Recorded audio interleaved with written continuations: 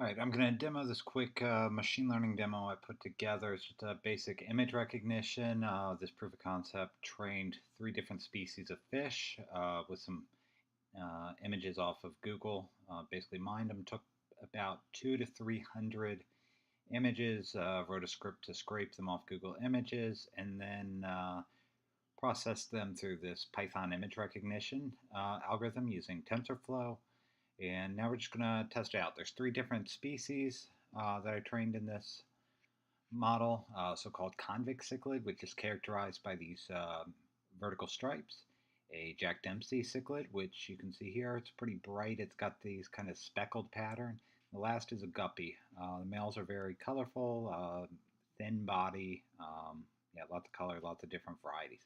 Anyway, so let's get started. Let's go ahead and try this 289. Why not? All right, so every time this runs, it uses a pre-generated TensorFlow model that I've already generated. It takes a few seconds to run every time, just to boot up and whatnot. Okay, so it came back convict cichlid.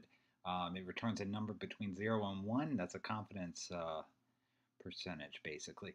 So 97.1% that it was a convict cichlid, which is correct in this case. Let's go ahead and try this 222.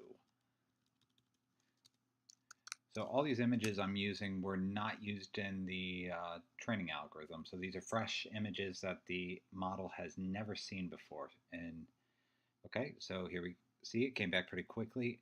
Jack Dempsey, which that is, 99.3%. So that's a pretty high confidence interval.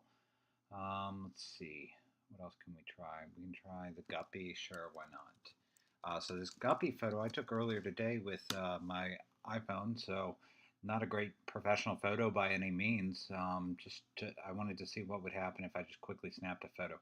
99.8% confidence. Once again, these 3 fish are pretty different from each other, so it's not like there's a lot of overlap. If I were to add more and more fish species, many of them have a lot in common. And this commonality, I would think, would become harder and harder for the algorithm to see the differences. But I can extend this further and test it on. So let's try one last example. Let's try this 231. Run it once again. So the next steps would, of course, be maybe create an app. Thinking about doing that. And then, of course, get the backend running that actually serves an endpoint for this to run through it. The other option using TensorFlow now is you can optimize it for mobile usage. You lose some accuracy, but actually store it on the phone and get virtually instant classification. Yeah, so this photo was not so great on this model, only 50% confidence that it's a Jack Dempsey versus about 45% that it's a guppy.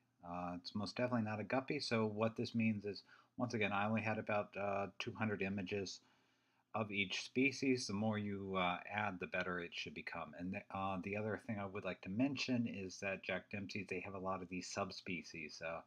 This one in the picture here you see is quite light and bright, whereas this other one is more of a pinkish color. Anyway, thanks for listening.